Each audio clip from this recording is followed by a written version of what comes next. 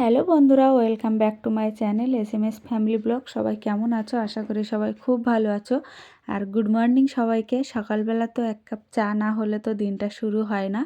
তো সবাই সম্পূর্ণ ভিডিওটা অবশ্যই দেখবে। এখান থেকে ভিডিওটা শুরু করলাম। তো অনেক দিন পরই আমাকে ভিডিও দিতে হচ্ছে, কারণ তোমাদেরকে অবশ্যই একটা সুখবর দেব। তার জন্য মানে একটু দৌড়াদৌড়ি করতে হচ্ছে, ওই জন্য টাইমে ভিডিও পোস্ট করতে পারছি না। তো সুখবরটা খুব শীঘ্রই তোমাদেরকে দিয়ে দেবো। তো সকালবেলা আমি চাটা বানিয়ে তারপরে ছেলে মেয়েকে ডাকবো, ডেকে ওদেরকে খেতে দেবো।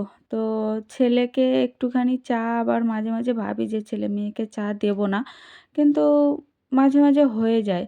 তো এই যে দেখো, দুটো গ্লাস নিয়ে নিয়েছি, ছেলের একটা মেয়ের একটা, আর যদি একটু বেশি থাকে তো আমি নিয়ে নেব, এরকম আর কি। তো সবাই সম্পূর্ণ ভিডিওটা অবশ্যই দেখবে। আর আমার একটু ঠান্ডা লেগেছে, ওই জন্য একটু গলাটা চাপা, মানে কি ধরা ধরা লাগছে আর কি। তো এক হাত দিয়ে ক্যামেরা করছি, এক হাত দিয়ে আমি চা ঢালছি, নিচে না পড়ে যায়। তো চাটা ঢালা হয়ে গেলে এবার ওদেরকে তুলতে হবে। আর সবাই জানো যে মানে অনেক জায়গায় ছুটি পড়ে গেছে, অনেক জায়গায় আবার মানে পরীক্ষা চলছে, এরকম আর কি। আর আমরা কিছুদিন পরে আবার যাব বাড়িতে, কারণ ছুটি পড়লে তো বাড়িতে যেতেই হবে। কিন্তু বললাম না, একটা কাজ আছে, বিশাল বড় একটা কাজ চলছে, ওই জন্য তোমাদেরকে আমি টাইমে ভিডিও দিতে পারছি না।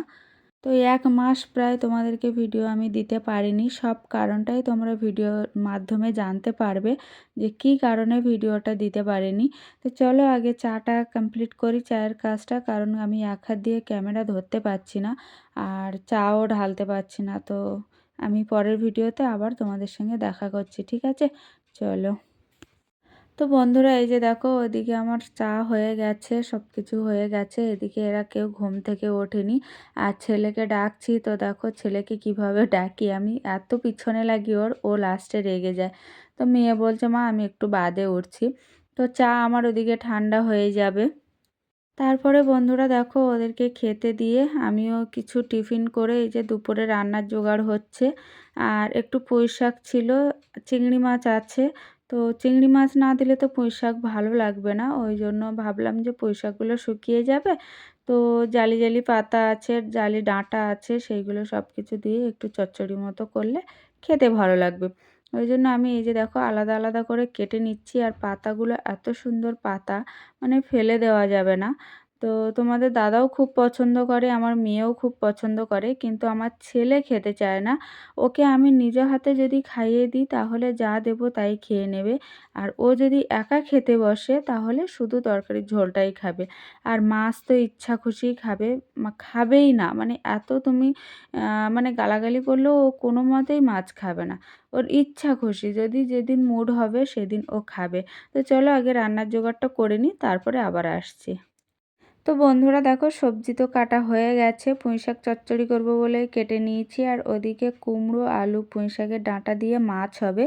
এদিকে এই যে দেখো চিংড়ি মাছ, আর ওগুলো তো কাটা মাছ, তোমরা সবাই জানো।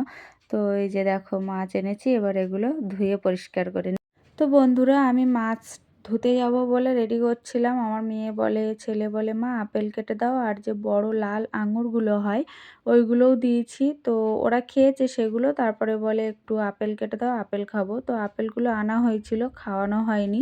ওই জন্য আমিও ভাবলাম যে নষ্ট হয়ে যাবে, তার থেকে বরং কেটেই দিই, ওই জন্য এগুলো কেটে দিচ্ছি। আর আমার ছেলে তো আবার খোসা সমেত খাবে না, ওর মানে ছাড়িয়ে পরিষ্কার করে একদম মানে ফ্রেশ করে দিতে হবে।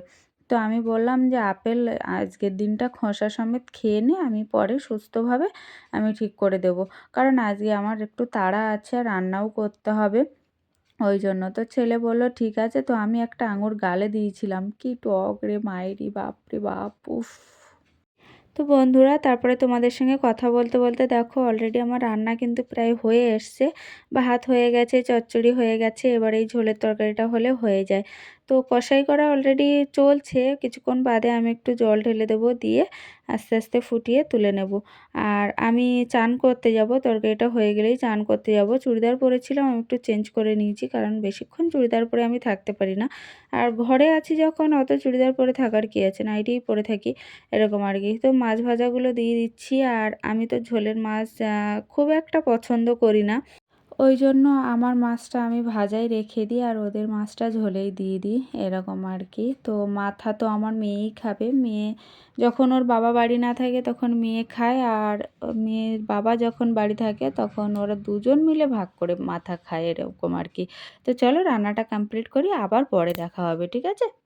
তো বন্ধুরা, খাওয়া দাওয়া কমপ্লিট হয়ে গেছে। তরকারি কি কি রান্না হয়েছিল সেটা তো তোমরা সবাই জানো, ওই জন্য তোমাদেরকে আর দেখালাম না। আর এই যে দুটো নতুন বোতল, এই দুটো বোতল ওদেরকে এনে দেওয়া হয়েছে, যেহেতু স্কুলে যায় সব সময়। আর এই যে দেখো, বদমাইশি করছে, ও ড্রয়িং করবে তার জন্য বদমাইশি করছে, ওর দিদির বই নিয়ে টানাটানি করে, ওর বই নিয়ে টানাটানি করে, এরকম আর কি।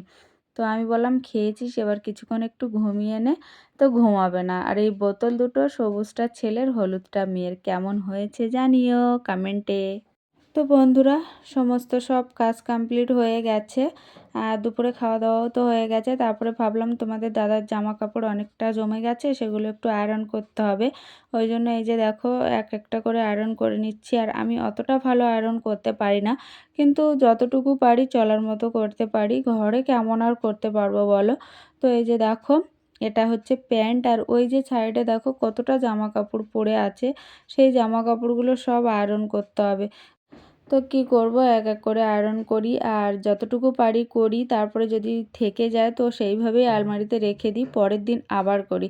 কারণ একদিনে আমার অত আয়রন করা সম্ভব নয়, যেহেতু অনেক কাজ থাকে, আর কাজ করতে করতে না অনেক জমা পড়ে যায়। কি করব, আমি একদিনে অত আমার দ্বারা সম্ভব নয়। আর খেয়ে উঠে কে এইভাবে ঝুঁকে ঝুঁকে আয়রন করবে বলো তো? আর তার উপরে আমার ছেলে তো বদমাইশের হাঁড়ি একেবারে। তো ওকে আমি চুপ করেই রেখেছি, সামনের দিকে আমি বলি যতক্ষণ আমি আয়রন করব কোনো কথা বলবি না, আর কোনো আওয়াজ করবি না, আর আয়রনের গায়ে হাত দিবি না। তো চলো বন্ধুরা, ভিডিওটা কেমন লাগলো অবশ্যই জানিও। আর আমি ছোট করেই ভিডিওটা দিয়েছি, লং ভিডিও দিলে তো দেখতে সমস্যা হয়, অনেকে সময় পায় অনেকে সময় পায় না, ওই জন্য আমি ছোট করে ভিডিওটা দিয়েছি। আর খুব শিগগিরই হচ্ছে আমরা বাড়িতে যাব, আর বাড়িতে না গেলে ঠিকঠাক মজা আসে না। তো তার মধ্যে আবার একটু বাপের বাড়িতেও যাওয়ার আছে।